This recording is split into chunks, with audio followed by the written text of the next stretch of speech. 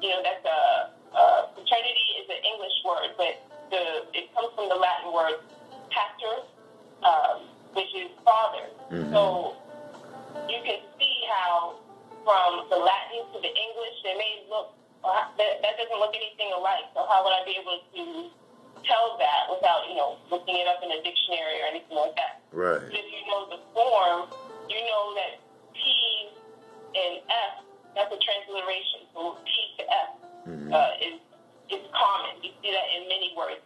And then you have T to PH is another common transliteration. So if you study the various forms of transliterating words, you can see how a lot of words are similar in meaning because they have a very similar form. Mm-hmm. And so that is something that, as I stated before, they don't teach in school because I didn't learn this until, I'd say, about 2 years ago. Okay. And I've been in master's, undergrad, high school, all that. And right.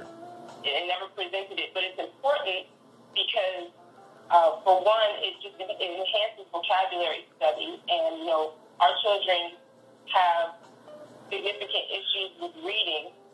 And then secondary, it's important because of nationality. Right. And principles of nationality. Mm-hmm. And I wrote this down earlier. I was just thinking, nationality has to do with your birth. Mm-hmm. The root is NAT, nat, which means birth. So it's your origin. Right. And that's where we can say we are indigenous.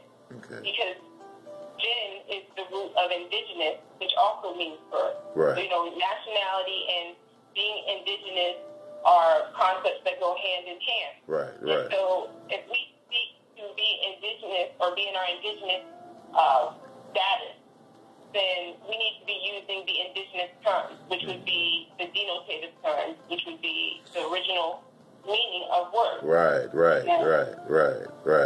And pardon the interjection there. That was very beautiful because that would bring us back to the second question: what is nationhood or what is nationality? That's very beautiful. You did that very beautifully.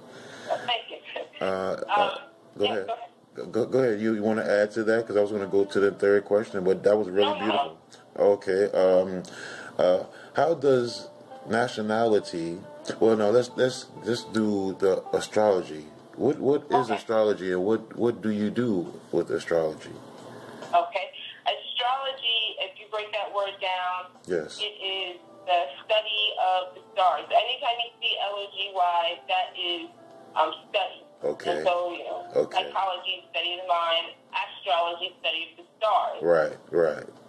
And when we study astrology, I like to say that astrology is the only religion that there is. And religion means to bind back. The root is similar to the word in ligament, so to bind. Right. And what are we binding back to but our natural way of being, following nature, following the ways of the stars, following the land and the way that the seasons change, and that's how we know how to run society. Right. And so astrology is the basis of us being able to be indigenous as well and being able to be in a national state of mind. We talk a lot about how we need to be national with regard to law and in the public eye. So that's dealing with people having various issues with, their traveling, with their homes, being able to keep their homes, Europeans coming and kidnapping them. And so that's one aspect of law. And then the other aspect of law is divine law. And divine law, you can study via astrology. Yes. That's why astrology is important. Yes. And then pardon the interjection. Now that would bring us. That will bring us to. Someone's calling. I apologize about that. But that will bring us to baby being tied back to its mother. When you said bind, to go back, religion, to go back, that would be something like we were bound to our mother, right? Yes, we are. And I also say that woman is the first teacher, and thus she is the salvation of our nation, because the child is bound to the mother. Respect. Just from the fact that they're in the womb for 9 months, that's when you begin teaching, as Taj tells us, and I can see that. Like I said, with my friend of being a doula, I can see she would read to him. She would make sure nobody would speak ill and have all these negative energies around. I mean, she really took care of him while he was in the womb, and thus, when he came out, you could see he was just bright and full of life. You know, he's an Aries. That anyway, but, you know, he was very alert. I would say that she ate, very critical. That's how you build the child itself. Right. And so, you know, she made sure she was very clean with her eating, veggies. Like, I would bring her food. I would make food because I followed the teachings of Dr. Stacey. So I would make food for her, and I would take it over and, you know, just sit and try to give her positive energy. And that helps build the child.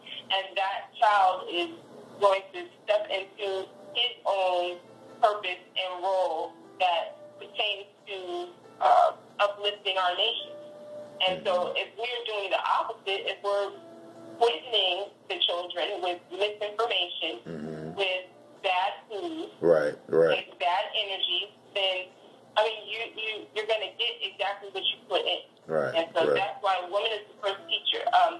A major role of the matriarch in uplifting fallen humanity is to educate and train our youth. Yes. To know themselves, and they need to be able to run governments and rebuild societies. And thus, our children need education of true history, right law, which is jurisprudence, the sciences and world culture versus the miseducation, the lies, and the confusion with which the European schools indoctrinate us. And that's why etymology, you need to teach them the right language and grammar, and astrology are key to the children with the mothers as well. And pardon the interjection on that, because you're doing beautiful. You're doing really beautiful, because that really took me to my fourth question on how can etymology and astrology, nationality, if applied every day to basic study, help mankind. And that was really beautiful. Well, you must be over here in spirit too, woman, looking at this paper here.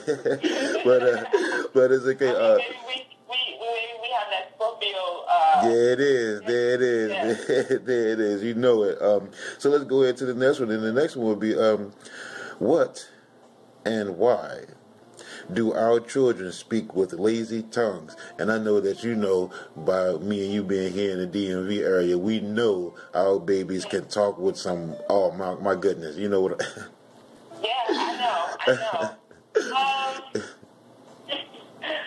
I mean, it's interesting because I'm around a lot of educators, and because I'm not young, but I am young. Right. If that makes sense, you know. Right. I feel like I'm in that in between. So a lot of the educators, they will lament on how the children don't know how to speak, and you know, they don't know how to read.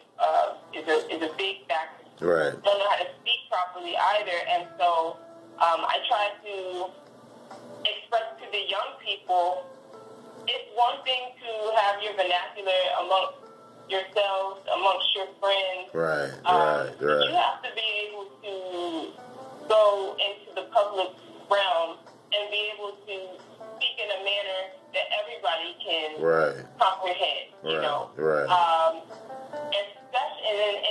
And even more so, if you're speaking on records to something, you can't speak out of emotions. You have to speak with clear logic, and that's what I think the real issue is. I think that our children, they're very emotive, and I know the reason why language is emotive for our people, our children in particular, is that There's a movement called the General Semantics Movement, and it was started in about the